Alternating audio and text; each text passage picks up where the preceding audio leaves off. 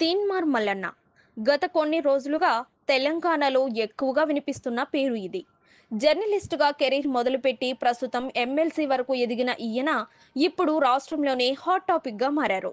కాంగ్రెస్ లో సముచిత పదవిలో ఉంటూనే ఆ పార్టీపైనే విమర్శలు గుప్పించిన మల్లన్నపై ఈరోజు ఈ వీడియో మీకోసం.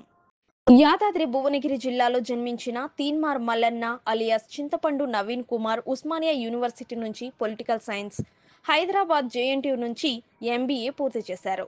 ఓ టీవీ ఛానల్లో ప్రచారమైన తీన్మార్ వార్తల ద్వారా మంచి గుర్తింపు తెచ్చుకున్నారు. అయితే తెలంగాణ ప్రత్యేక రాష్ట్రంగా ఏర్పడ్డ తర్వాత 2015లో తెలంగాణ శాసనమండలికి జరిగిన ఎన్నికల్లో నల్గొండ, ఖమ్మం, వరంగల్ పట్టభద్రుల ఎమ్మెల్సీ స్థానం నుంచి కాంగ్రెస్ పార్టీ అభ్యర్థిగా పోటీ చేసి ఓడిపోయారు. ఆ తర్వాత 2019 ఉప ఎన్నికల్లో హుజూర్ నగర్ అసెంబ్లీ స్థానానికి, 2012లో నల్గొండ, ఖమ్మం, వరంగల్ పట్టభద్రుల ఎమ్మెల్సీ స్థానానికి స్వతంత్ర అభ్యర్థిగా పోటీ చేసి ఓటమి పాలయ్యారు. 2021లో బీజేపీలో చేరారు. ఆ తర్వాత పలు కారణాలతో 2023లో మళ్లీ కాంగ్రెస్లో చేరారు.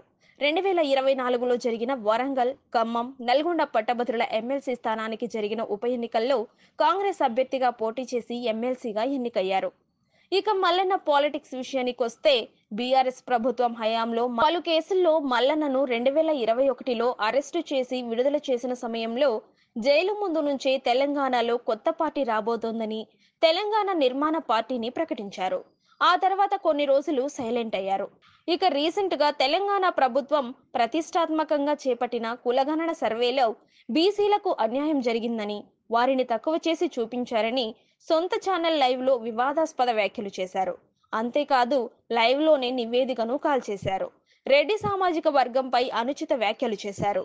దీంతో వివరణ ఇవ్వాలంటూ తెలంగాణ క్రమశిక్షణ కమిటీ నోటీసులు ఇచ్చినా ఆయన వివరణ ఇవ్వకపోవడంతో సస్పెండ్ చేశారు. దీంతో మల్లన్న కొత్త పార్టీ పెట్టనున్నారా అనే అంశం మళ్లీ తెరపైకి వచ్చింది.